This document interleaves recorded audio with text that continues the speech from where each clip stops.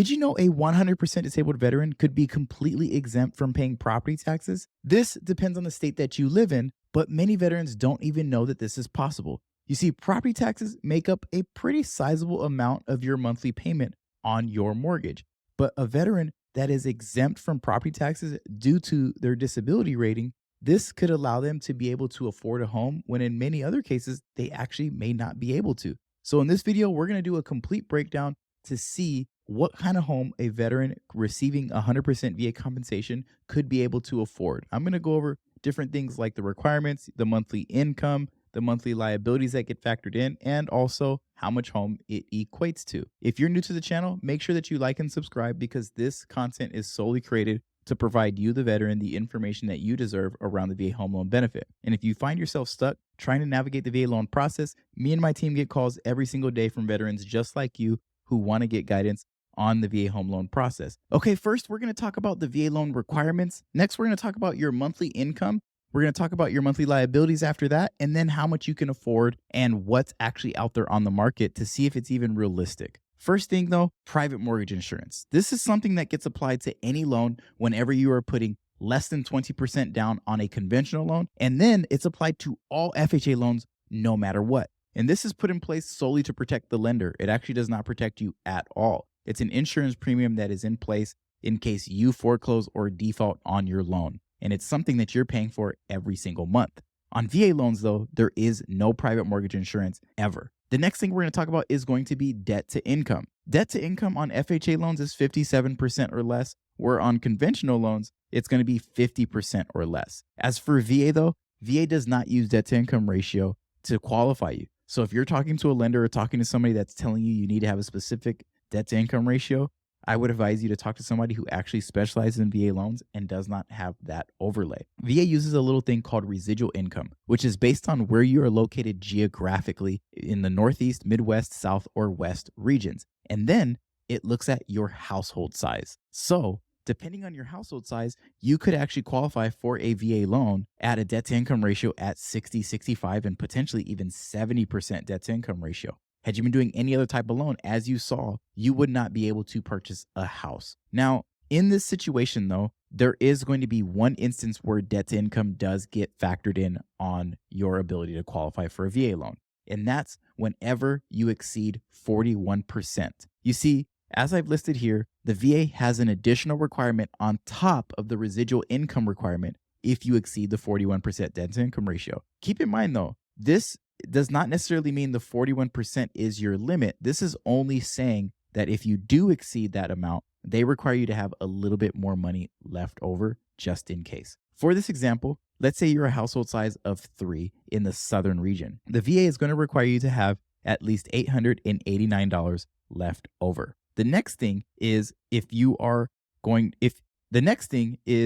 need to have 20% on top of that 889. So in the southern region, 889 plus that 20% means that you're going to now have to have $1,066.80 left over. The next thing we're going to talk about is going to be minimum credit score. Conventional minimum credit score is 620 or above. FHA is a minimum of 580. But what about VA's minimum credit score? They actually don't have one. Now, I know it's probably a surprise for some of you, but don't write that down or memorize it because VA does not actually do loans. VA only guarantees the loan and determines who is eligible. Lenders are the ones who do loans, which means that they're going to have their own requirements that could be on top of the VA loan to determine whether or not they will even loan you the money. Most of the most well-known lenders out there that veterans just love going to, which I won't say who they are going to have a requirement of 620 or above. And many of them even also have debt to income requirements as well, but I won't say that either. And then there are a few lenders out there that will allow you to go as low as 580. As for me and my team, we can actually work with you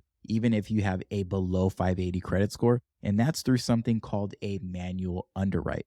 Now, if a manual underwrite is something that needs to be done for you, I have an entire video on that. You can go ahead and click up there and you can check out that video because I don't want to go too much into it in this video solely for the sake of time. What if you've ever had a bankruptcy, charge-off, collection account, or a foreclosure? Well, on a bankruptcy for a VA loan, even if you filed for Chapter 7, you just have to wait 2 years. And on a Chapter 13, you just have to wait 1 year. When it comes to charge-offs and collections, as long as they are not federal or state debt, or for things like alimony, child support, or separate maintenance, these are actually things that don't get factored in to your ability to qualify. So yes, even if you've had collections in the past or charge-offs, we actually don't count those as liabilities with your other monthly debts, which we're going to get into in a minute. Now, what if you've had a foreclosure, even if that foreclosure was a VA foreclosure? You only have to wait 2 years before you can either A, use the VA loan again, or B, use the VA loan in general because you may be foreclosed on a different type of loan. The next thing we're going to talk about is going to be monthly income. Now, when it comes to monthly income, when using your VA compensation, it's going to be dependent, as you can see, on your household size. So we are using a household size of 3, which is with, let's say, one child and a spouse. The total monthly income here is going to be $4,098.87. Now, what I'm now going to talk about next is going to be monthly liabilities and what gets used here. When it comes to monthly liabilities, this is going to be for things like credit cards, auto loans, student loans, personal loans, alimony, child support, separate maintenance, and also childcare, like if your kid is going to a specific school that you're paying for, or maybe a daycare. Keep in mind though, the balances of all these things do not matter. It's solely going to be the monthly payment. So no matter how high the balance is, it's not a factor. It is solely about the payment or the monthly obligation that determines what you qualify for. The next thing you need to be aware of, though, is if you are legally married and you are living in a community property state, you need to include your spouse's monthly liabilities as well. The list of community property states are listed off here, but this is also something that gets factored in even if you are legally separated or even potentially planning on, unfortunately, filing for a divorce. Until any divorce is final and you are still legally married and you're trying to buy a home in a community property state, you do have to count your spouse's debt as well. Now, another monthly liability that I want to add here is going to be for what's called the monthly shelter expense. This isn't actually fully a liability because it's more of something that the VA is just requiring to be left over, more of a kind of like just in case, or I would say similar to your residual income requirement. This is based off the square footage of your home. You see, the VA wants you to have a specific amount of money left over depending on the square footage of your home, just in case, more just in the event that you need to actually just take care of the home or just maintain it. So as you can see from this example here that I took right out of the VA handbook, if you have a square footage home of 1,500 square feet, then the VA is going to require you to have $210 left over. Keep in mind, this is not a bill or a liability. It's just money they're looking for you to have as leftover in the event that you need it. Now, here is a calculation that I have done based on all the things we talked about earlier. I told you your total income was $4,098.87. I told you your monthly debts, or actually I didn't even tell you your monthly debts yet. For an example, I'm going to say that your monthly debts in this situation are $650 a month. Now, however much your monthly debts are, you could basically just substitute this calculation or add in your monthly debts. And if you don't have any monthly debt, well, it's just $650 less that you have to use for this calculation. But if you have $650 a month in debt, and then your VA residual income is $1,066.80, and then we also add in a shelter expense of $210, that means you have $2,172.07 left over to be able to see if you can afford a monthly payment.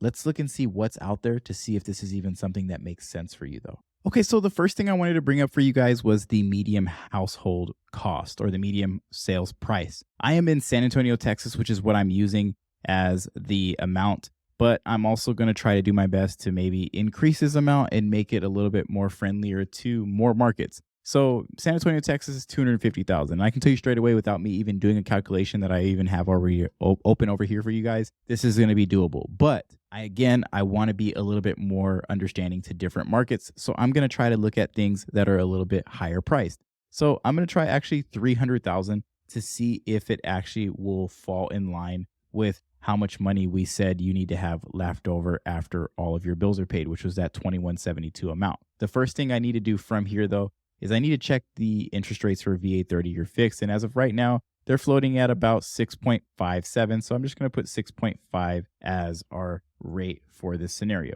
The next thing we're going to do is service-connected VA to service-connected disability. We're going to check yes here. Now, the next thing we have is we're going to zero out property taxes because you are exempt from property taxes. And then what I'm going to do from here is I'm going to adjust the homeowner's insurance. I don't think it's going to be that much. I'm going to actually estimate it at about 1500 per year. And then we're going to go ahead and just total it out and see what it brings our monthly payment to. And I did something wrong here. I forgot a zero. So let's throw that another zero in there and let's try it again. This brings our monthly payment to $1896.20. So obviously this is doable for a veteran purchasing a house at 300,000 and also paying 1500 a year in property taxes. But what about if we want to go higher? What about if someone was trying to go, let's say maybe 350,000? Is this something that can be done? I'm going to add it also a little bit more.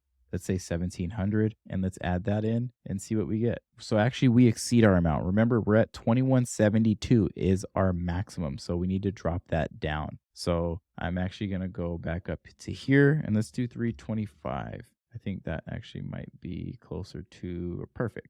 325. That puts us under the amount that we need to be at. I mean, I'm sure we can go a little bit more. It's maybe 330 or maybe 335. But now what I want to do is see what's out there on the market. So I'm in San Antonio, as I mentioned. And what I want to do is I want to look for homes specifically. So I'm going to change my settings to single family homes. I'd like to ideally find a 3-bedroom, let's say 2-bathroom. And then we're also going to go into our added filters and we're going to set a square footage minimum and maximum. So I'm going to do 1600 square feet for our maximum, and we're going to go ahead and hit search. And as you can see here, I'm finding a whole plethora of homes that fall into. Even this one here looks a much newer, a little bit more modern, and actually I can tell it's in a more up and coming side of town. There's a whole bunch of homes, even new construction, that are out there right now in the San Antonio area at the price points that we are looking at. And one thing I didn't even add in is also the specific amount. So I'm going to do 330 and hit done. Yeah. So